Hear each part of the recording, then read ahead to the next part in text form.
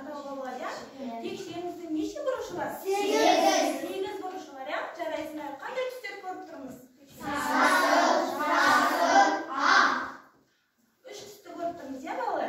Қазір сендерге үй тапсырмасын сұрау үшін осы текшені пайдаланып, сендерге үй тапсырмасын сұраймын.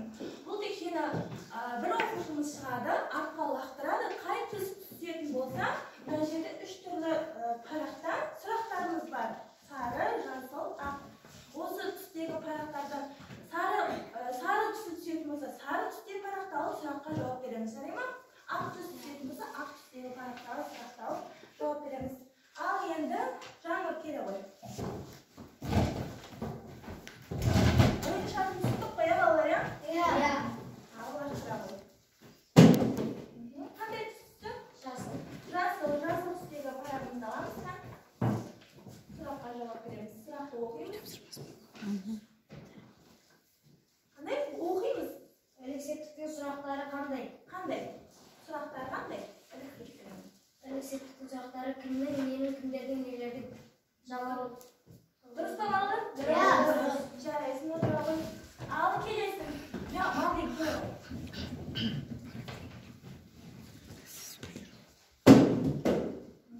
Қай түсті балалар?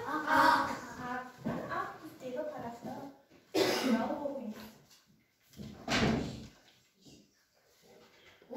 Септік бар. Дауыстап оқимыз сұрақты. Неше септік бар? 7 септік бар. 7 септік бар. Ал соны толығымен атап берші, 7 септік. Атау септік, ілік септік, бар септік, табыс септік, жарты септік, шығыс септік, көмектес септік бар.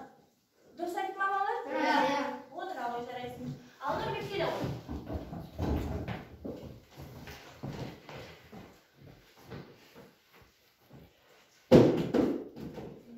Қай түсті балалар? Жасыл түстегі парақты сұрақтағаныздан.